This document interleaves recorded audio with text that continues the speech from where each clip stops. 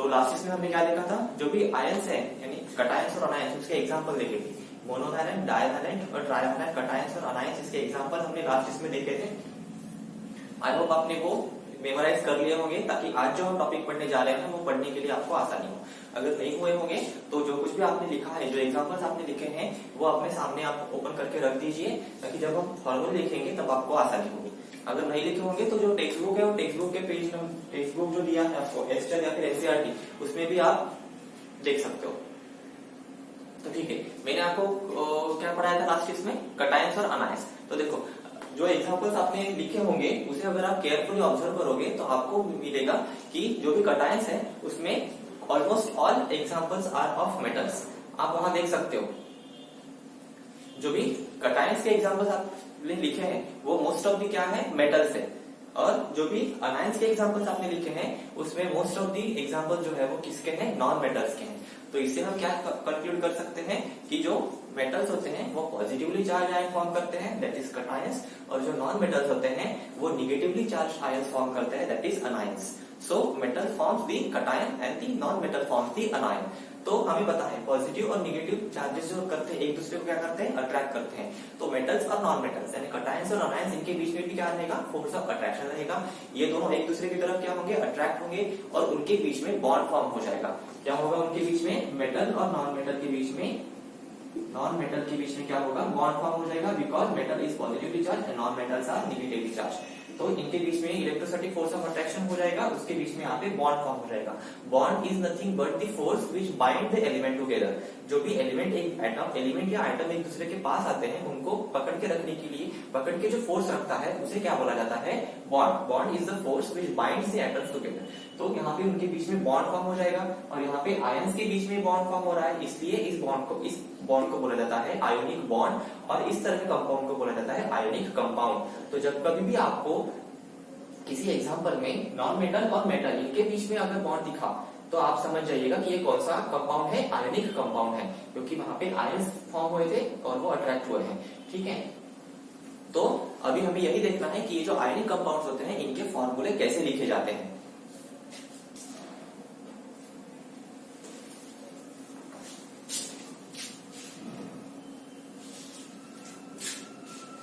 Chemical formula में क्या होता है, chemical formula is nothing but the representation which shows what elements are present and what is their number.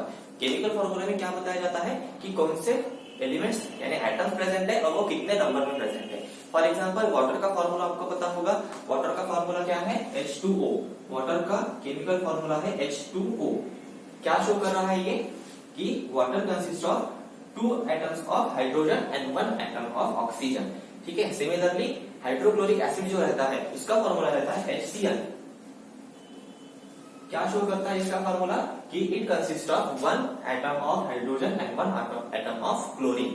इसी की तरह मैग्नीशियम क्लोराइड, ये भी एक फॉर्मूला है। मैग्नीशियम क्लोराइड का फॉर्मूला क्या होता है, MgCl2।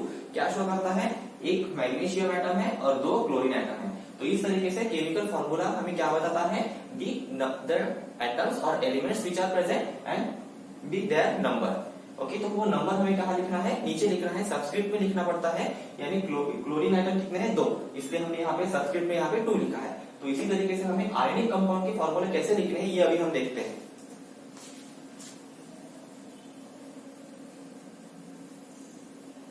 देखो आयनिक कंपाउंड का नाम जब लिखा जाता है तो सबसे पहले क्या करते हैं, लेफ्ट हैंड साइड में हम मेटल का लिखते हैं यानी कटायन। सबसे पहले हम कटायन का नाम लिखेंगे यानी मेटल, उसके बाद हम अनायन का नाम लिखेंगे यानी non metal.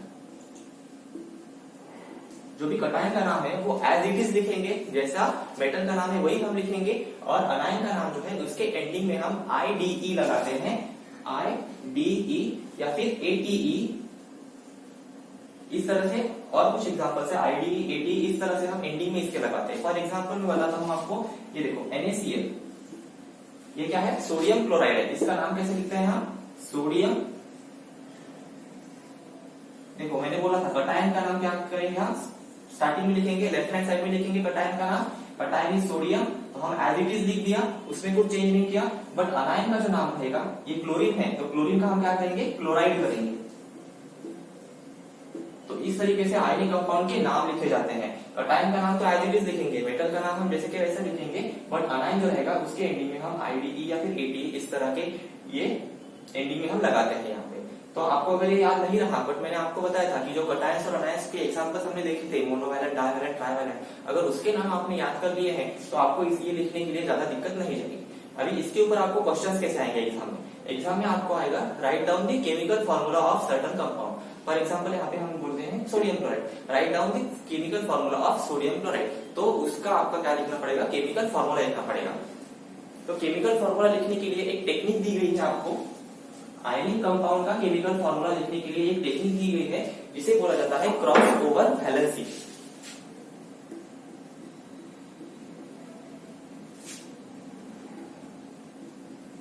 Cross over valency बोला जाता है। इसमें क्या करते हैं हम, जो भी कटायन और अनायन रहेगा, ionic compound consist of cation और अनायन, हम क्या करेंगे, जितने कटायन पर चार्ज रहेगा उतना ही चार्ज किस पे होना चाहिए? अनायंस पे। मतलब दोनों के ऊपर चार्ज सेम रहना चाहिए ताकि हमारा जो फॉर्मूला बने उसके ऊपर कोई भी ओवरऑल चार्ज नहीं रहना चाहिए, वो न्यूट्रल रहना चाहिए।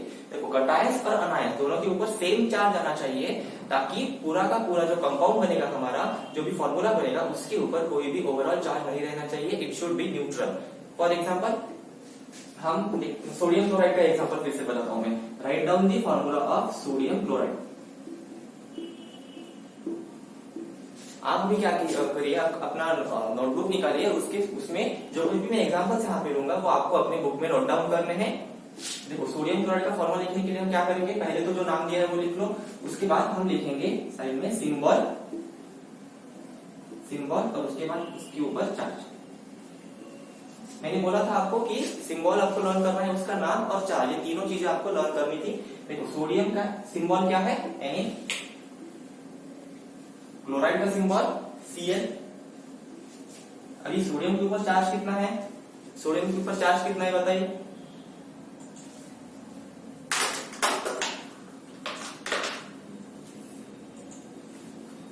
मेरी वॉइस आ रही है क्या आपको? Am I audible? Yes yes, criss cross method भी बोल सकते हैं कार्य हम इसे। सोडियम के ऊपर चार्ज कितना है बताइए? Anyone? Sodium is monovalent, divalent, trivalent? One लिखा है। हाँ, वन लिखा है। वन पॉजिटिव या निगेटिव? वन पॉजिटिव या negative? One positive. Okay, so sodium के ऊपर चार्ज होता है वन पॉजिटिव, बट यहाँ पे हमें क्रॉस ओवर वैलेंसी जब फॉर्मूला लिखते हैं तो हम वहां पे साइन जो है पॉजिटिव निगेटिव हम कंसीडर नहीं करते, वो हम फॉर्मूला में नहीं लिखते। ठीक है। और क्लोराइड के ऊपर चार्ज भी क्या रहता है? क्लोराइड के ऊपर चार्ज वन।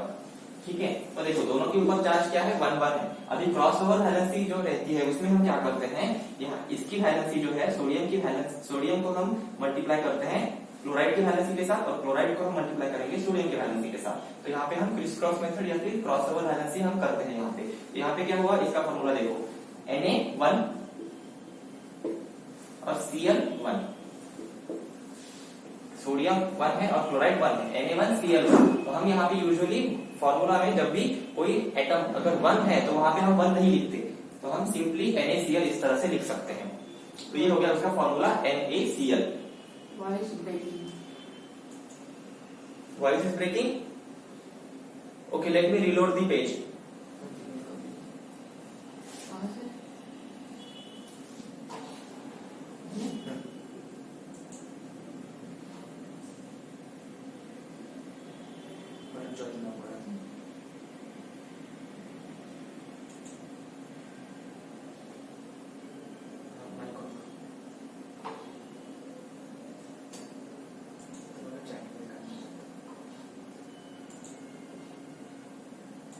अभी आपको आवाज आ रही है क्या?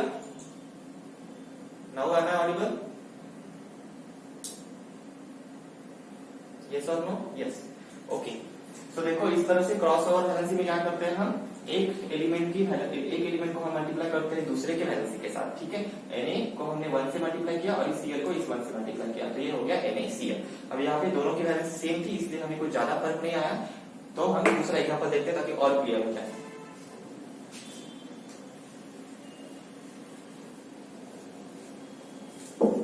जैसे मैं लिख रहा हूं उसके साथ साथ आपको भी लिखना है, मैग्नीशियम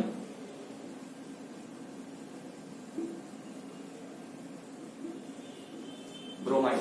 अभी हम फॉर्मूला लिखते हैं मैग्नीशियम ब्रोमाइड का, ठीक है। मैग्नीशियम जो है देखो कटायन है, स्टार्टिंग में लिखा हमने, और ये अनायन लास्ट में लिखा है, ठीक है। मैग्नीशियम का सिंबल क्या है, Mg,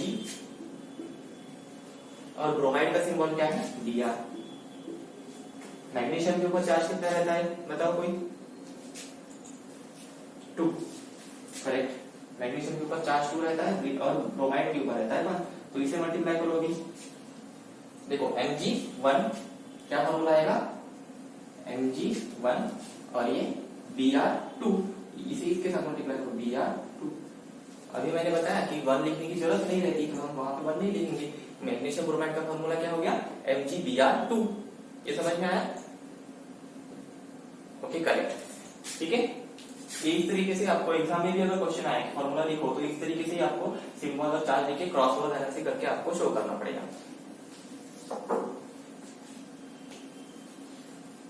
और एक एग्जांपल में एक्सप्लेन करता हूं।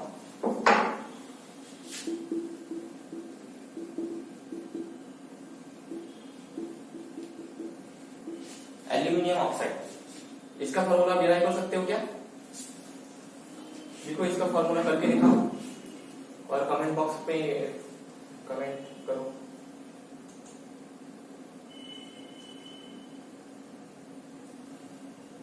करेक्ट करिए। देखो इसका फॉर्मूला कैसे आता है, एल्यूमिनियम का सिंबल क्या है, Al, ऑक्साइड का सिंबल O, एल्यूमिनियम के ऊपर चार्ज कितना रहता है, it is a trivalent cation, तो इसके ऊपर चार्ज रहेगा 3, और ऑक्साइड जो रहता है वो क्या है, डाइवैलेंट अनायन है, इसके ऊपर चार्ज रहेगा 2, इसे क्रॉस करो क्या होगा, Al2 और ये क्या होगा, O3, तो इसका फॉर्मूला क्या आएगा, Al2O3।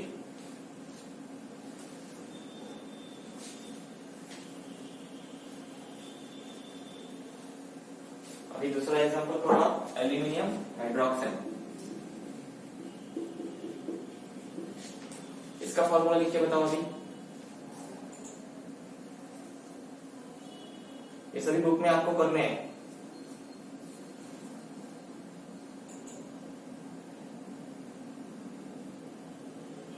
एल्यूमिनियम हाइड्रोक्साइड का फॉर्मूला लिख के बताओ।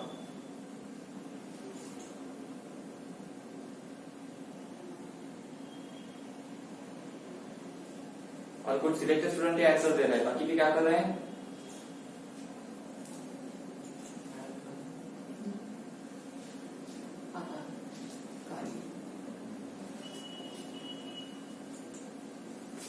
देखो इसका कैसे आएगा, एल्यूमिनियम का सिंबल तो पता है, उसके ऊपर चार्ज भी आपको अभी बताया मैंने, हाइड्रोक्साइड ग्रुप जो रहता है वो होता है OH, और उसके ऊपर चार्ज रहता है 1, ठीक है। तो इसे क्रॉस करो, Al और ये OH।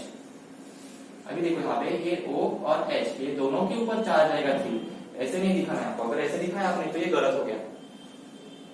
आपने कैसे दिखाया, AlOH, ओके। देखो यहाँ पे Al1 तो किया आपने, बट ये अगर OH3 इस तरह से अगर दिखाया तो ये गलत हो गया। इसका मतलब क्या हुआ, एक Al, एक ऑक्सीजन और 3 हाइड्रोजन, ऐसा इसका मतलब होता है। बट ये ऐसा नहीं है, यहाँ पे पूरा का पूरा OH ग्रुप जो है, ये कंप्लीट OH ग्रुप जो है वो 3 बार आएगा, तो इसलिए आपको यहाँ पे ब्रैकेट दिखाना पड़ेगा। फिर से मैं यहाँ पे लिखता हूँ, देखो Al कंप्लीट ब्रैकेट OH में पूरा का पूरा OH आपको ब्रैकेट में दिखाना पड़ेगा, और उसके बाहर आपको थ्राइस करना पड़ेगा। इसका मतलब क्या होता है, पूरा का पूरा OH जो ग्रुप है वो 3 बार आता है। तो एल्यूमिनियम हाइड्रोक्साइड का फॉर्मूला इस तरह से लिखना पड़ता है, AlOH/3, समझा है, ठीक है। और कुछ एग्जांपल्स मैं आपको देता हूं आपको सॉल्व करने के लिए।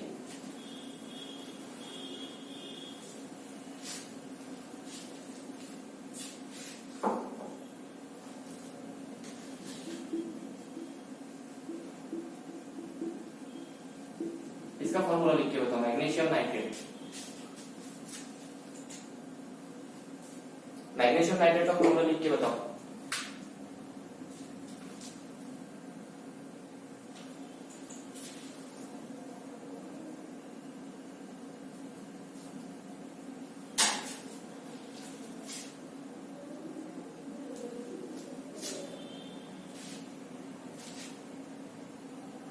समझ में आ रहा है क्या चल रहा है यहाँ पे?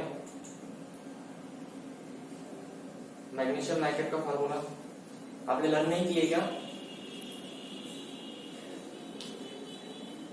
नाइट्रेट का सिंबल क्या है?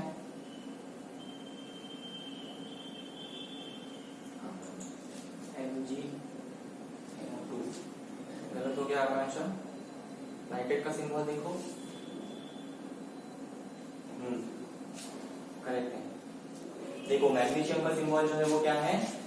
Mg और नाइट्रेट NO3। ठीक है, मैग्नीशियम के ऊपर चार्ज कितना रहता है? 2 और नाइट्रेट के ऊपर चार्ज कितना रहता है? 1। तो इसे क्रॉस करो, देखो क्या आएगा ये? Mg और NO3। अभी क्या करना है, मैंने अब इसी के पहले एग्जांपल में बताया था, ये 2 इससे मल्टीप्लाई कर रहा है, इसका मतलब ये पूरा का पूरा जो ग्रुप है ये आएगा 2 बार। तो हमें क्या करना पड़ेगा, इस पूरे ग्रुप को ब्रैकेट करना पड़ेगा और ब्रैकेट के बाहर हमें 2 दिखाना पड़ेगा। ब्रैकेट के बाहर ही 2 दिखाना पड़ेगा, नहीं तो आप ऐसे दिखा दोगे 32 हो जाएगा। ये इसे नहीं ब्रैकेट करना पड़ेगा और ये यहाँ पे 2 करना पड़ेगा। ठीक है, तो ये मैग्नीशियम नाइट्रेट हो गया। ठीक है, अभी आप मुझे फॉर्मूला बताओ क्यूप्रस ऑक्साइड का। क्यूप्रस ऑक्साइड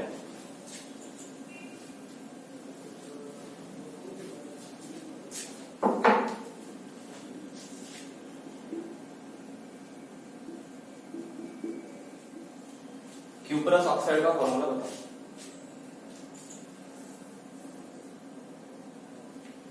क्या रिपीट करना है Ansh? What do you want me to repeat?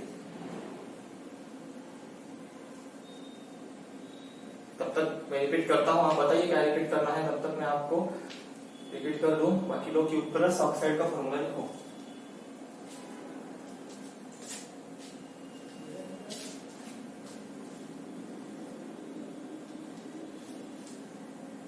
देखो क्यूप्रस मैंने बताया था, कॉपर ऐसा एलिमेंट है जिसकी वैलेंसी जो है वो क्या रहती है? 1 से ज्यादा रहती है, मल्टीपल वैलेंसी रहती है। देखो कॉपर, उसकी 2 वैलेंसी मैंने बताई थी, एक +1 बताया था और एक +2 बताया था। +1 वैलेंसी को हम क्या बोलते हैं? क्यूप्रस। और +2 वैलेंसी को क्या बोलते हैं? क्यूप्रिक।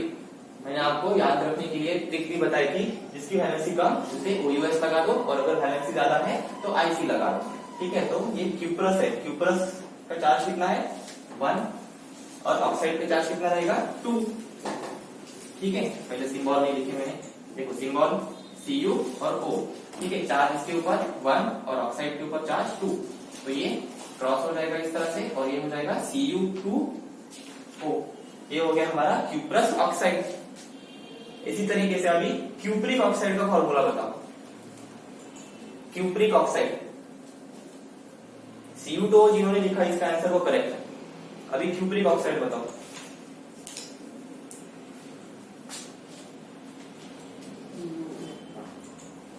देखो क्यूप्रिक, अभी यहाँ पे क्या है? Cupric oxide. क्यूप्रिक के ऊपर चार्ज कितना रहेगा? 2। ठीक है, 2 चार्ज रहेगा, तो ये क्या होगा? Cu2O2। बट यहाँ पे हम क्या करते हैं, आयनिक कंपाउंड के जो फॉर्मूला लिखते हैं तो हम क्या करते हैं? सिंपलेस्ट रेशो बताते हैं। ये एग्जैक्ट फॉर्मूला नहीं रहता, आयनिक कंपाउंड का फॉर्मूला जो रहता है वो सिंपलेस्ट रेशो रहता है, वो उसका एग्जैक्ट फॉर्मूला नहीं रहता। देखो तो हम क्या करेंगे, इसका सिंपलेस्ट रेशो लेंगे CuO। ठीक है, तो इसका फॉर्मूला क्या हो गया? CuO। समझ में आया? इसका Cu2O2 क्यों नहीं लिखा हमने? क्योंकि आयनिक कंपाउंड के फॉर्मूले जब हम लिखते हैं तो आयनिक कंपाउंड के फॉर्मूले में हम सिंपलेस्ट रेशो बताते हैं, कितने रेशो में कटायंस और अनायन एक दूसरे के साथ अटैच है वो हम बताते हैं। इसलिए हमें क्या करना पड़ता है? सिंपलेस्ट रेशो शो करना पड़ता है। आई होप आपको समझ में आया है। CuO2 नहीं बेटा, CuO फॉर्मूला आएगा उसका।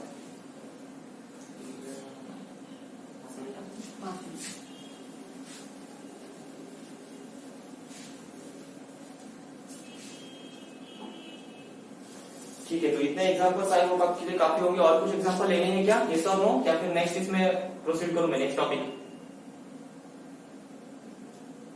टॉपिक लूं या फिर ये और एग्जांपल लूं? ओके, नेक्स्ट टॉपिक स्टार्ट करते हैं।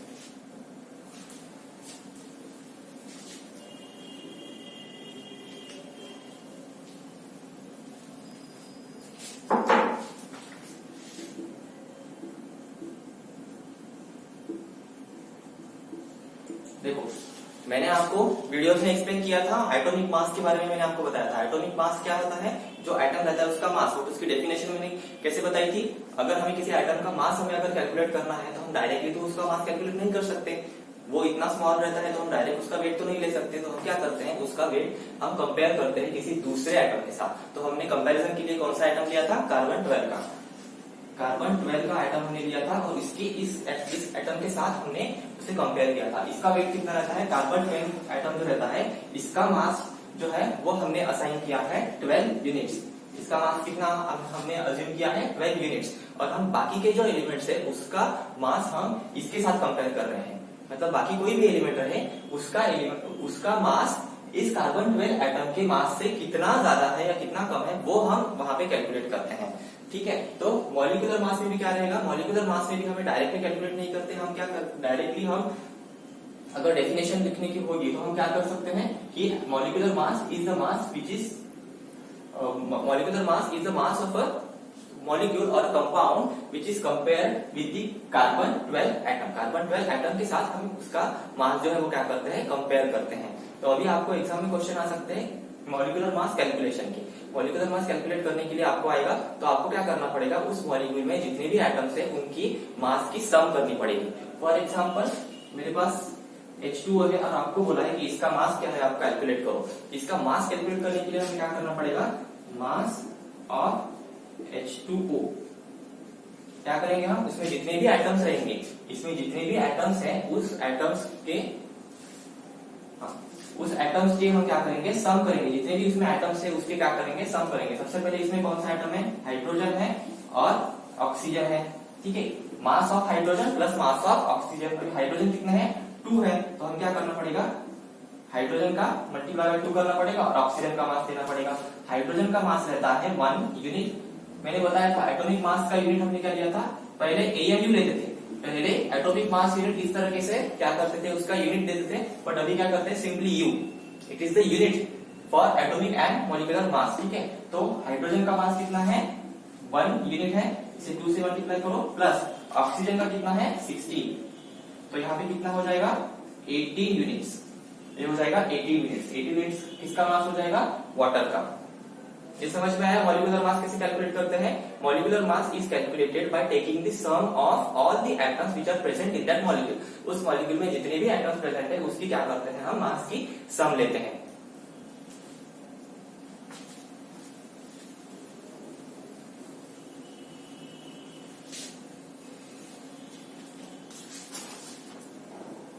अभी आप मॉलिक्यूलर मास कैलकुलेट करो मीथेन का, ये है methane,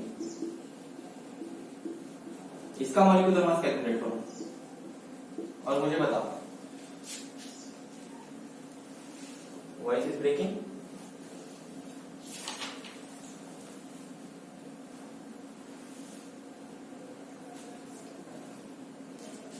calculate the molecular mass of methane.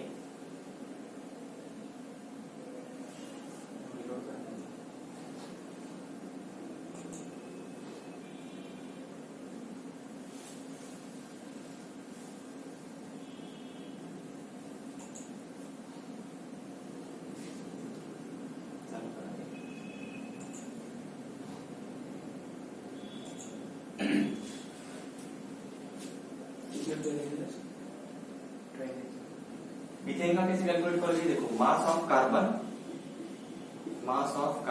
Plus, यहाँ पे प्लस करना है, मास ऑफ क्या है हाइड्रोजन। बट हाइड्रोजन कितने 4, तो इसे हम 4 से मल्टीप्लाई करेंगे। ठीक है, कार्बन का मास कितना है 12 और हाइड्रोजन का मास 1 मल्टीप्लाई बाय 4, कितना आ जाएगा ये 16 यूनिट्स। ठीक है, तो इतना इजी है ये मॉलिक्यूलर मास कैलकुलेट करना। बट इसमें भी बहुत बच्चे क्या कर देते हैं, यहाँ पे प्लस का साइन है, यहाँ पे मल्टीप्लाई कर देते हैं, यहाँ पे भी मल्टीप्लाई करते हैं और यहाँ पे भी मल्टीप्लाई करते हैं, और इसमें बहुत सारे हजारों में यहाँ पे आपका मॉलिक्यूलर मास आ जाता है।